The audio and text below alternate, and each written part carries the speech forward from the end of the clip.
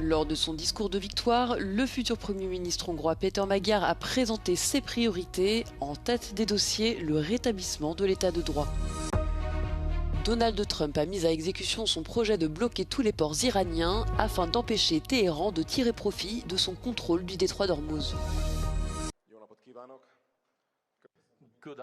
Lors d'un discours de près de 3 heures prononcé lundi, le futur Premier ministre hongrois Péter Magyar a appelé à la formation rapide d'un nouveau gouvernement dans le but d'une passation officielle des pouvoirs le 5 mai prochain.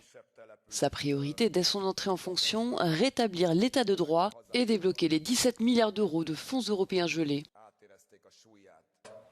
Mindent el fogunk követni, hogy ez valóban egy új korszak legyen, hiszen a magyar emberek nem egy egyszerű kormányváltásra szavaztak, hanem egy teljes rendszerváltásra. Concernant la guerre en Ukraine, Péter Magyar a confirmé qu'il ne s'opposerait pas aux près de 90 milliards d'euros de l'UE en faveur de Kiev, en précisant toutefois que la Hongrie ne contribuerait pas à ce fonds. Le leader de TISA a également réaffirmé son opposition à une adhésion accélérée à l'UE d'un pays en guerre.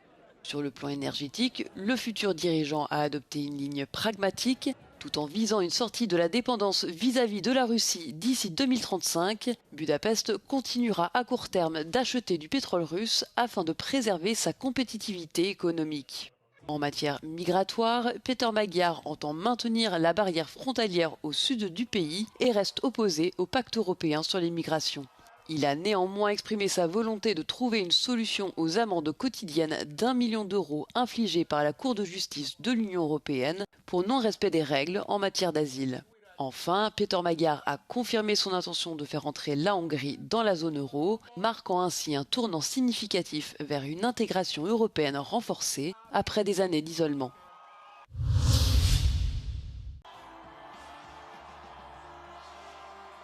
Interviewé dans l'émission Europe Today d'Euronews, l'ancien président du Conseil européen Charles Michel a salué la victoire de Péter Magyar aux élections législatives hongroises, estimant que l'accession au pouvoir de son parti TISA, conservateur et pro-européen, constituait un moment très important pour l'UE et même historique pour la Hongrie.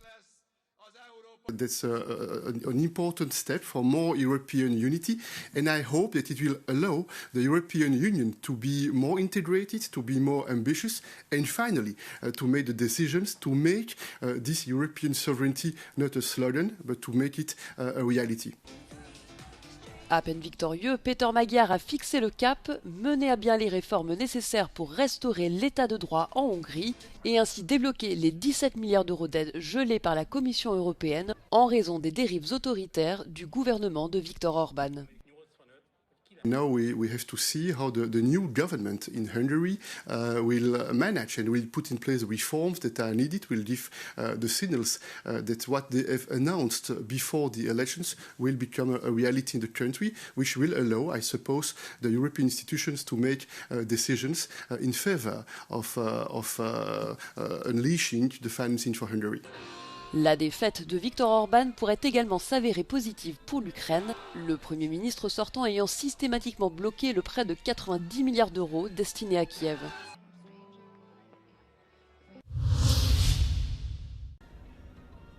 Tout navire iranien qui s'approchera du blocus sera immédiatement éliminé, prévient Donald Trump sur son réseau social Truth Social. Le président américain qui a mis à exécution son projet de bloquer tous les ports iraniens afin d'accentuer la pression sur Téhéran et de l'empêcher de tirer profit de son contrôle du détroit d'Ormuz après l'échec des négociations de haut niveau au Pakistan ce week-end. Donald Trump a par ailleurs affirmé que cette mesure visait à permettre des opérations de déminage du détroit et a annoncé que 2 destroyers américains avaient franchi le passage samedi. Une information démentie par les gardiens de la révolution iranien qui assurent qu'aucun navire américain n'aurait transité à travers le détroit. Le Premier ministre israélien Benjamin Netanyahou a exprimé son soutien total aux États-Unis, tandis que le Pakistan, qui joue le rôle de médiateur principal entre Washington et Téhéran, a appelé les 2 parties à respecter le fragile cessez-le-feu de 2 semaines, désormais menacé de s'effondrer.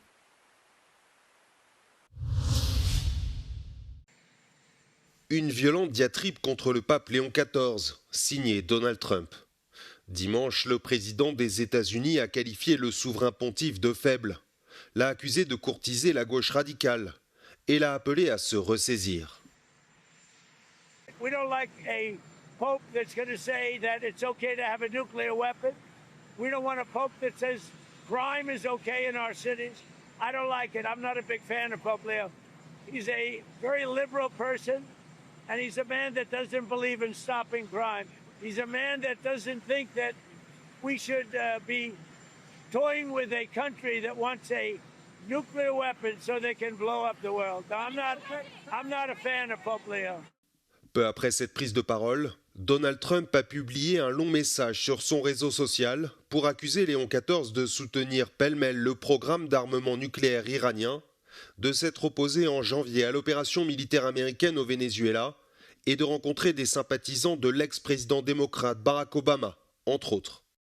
Ces attaques ont commencé après que Léon a appelé samedi lors d'une prière pour la paix à Rome à mettre un terme aux guerres ou encore à l'idolâtrie du moi et de l'argent, sans citer de responsables politiques. Durant son vol vers l'Algérie qu'il visite ces lundis et mardis, le pape a déclaré n'avoir peur ni de l'administration Trump, ni de dire le message de l'Évangile. Varsovie et Séoul resserrent un peu plus leurs liens. Ce lundi, dans la capitale sud-coréenne, le président Lee Jae-myung et le Premier ministre polonais Donald Tusk se sont engagés à renforcer leur collaboration vers un partenariat stratégique global qui inclut la coopération en matière de défense. En juillet 2022, la Pologne et la Corée du Sud avaient signé un accord cadre portant sur la collaboration de leurs industries de défense pour près de 40 milliards d'euros. Les industriels sud-coréens ont ainsi récemment remporté des contrats portant sur la fourniture de chars, d'obusiers et d'avions d'attaque légers à l'armée polonaise. Selon le président sud-coréen, le partenariat conclu avec la Pologne ne se limite pas à des ventes d'armement, mais inclut aussi des transferts de technologies et des formations. Alors que les importations européennes d'armement ont bondi de 143% au cours des 5 dernières années par rapport à la période 2016-2020, notamment du fait de la guerre d'invasion lancée par la Russie en Ukraine, la Corée du Sud s'est imposée comme le deuxième fournisseur extérieur du continent, après les États-Unis.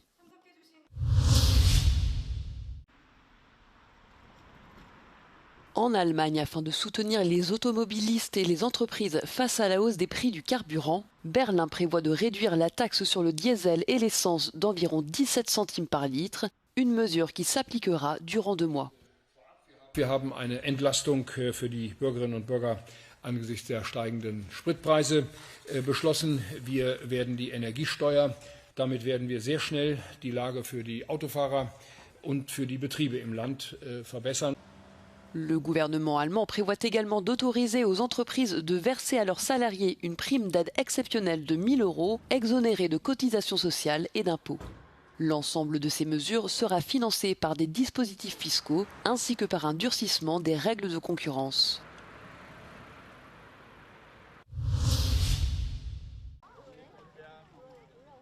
Chaque printemps, les centaines de cerisiers en fleurs de Berlin attirent de plus en plus de visiteurs. Ces arbres d'un rose éclatant qui ne fleurissent que quelques jours par an sont disséminés dans les parcs de la capitale allemande. Sehr schöne Blumen, ja. Heute Sonntag, ja. Ich keine arbeiten, was hier gucken, schöne Blumen gucken, ja. Ces cerisiers ne sont pas originaires d'Allemagne. Ils ont été offerts au pays par le Japon dans les années 1990 après la chute du mur de Berlin pour célébrer la réunification de l'Allemagne. Les premiers arbres ont été plantés près du pont de Glienicke, ancien passage entre Berlin-Est et Ouest. Un trésor du cinéma oublié dans une malle depuis plus d'1 siècle. Bill McFarland était loin de se douter du secret que contenaient les bobines en noir et blanc qui prenaient la poussière dans le grenier familial. My great-grandfather left a trunk of, this trunk over here, of 10 reels of black and white, silent, nitrate films, and nobody that I know in the family ever knew what was on them. Il a alors fait appel aux archivistes de la bibliothèque du Congrès de Culpeper en Virginie. Le début d'un long processus de restauration et d'identification des pellicules, très endommagées par endroits. Finalement, le verdict tombe. L'une des bobines contient un film perdu de Georges Méliès.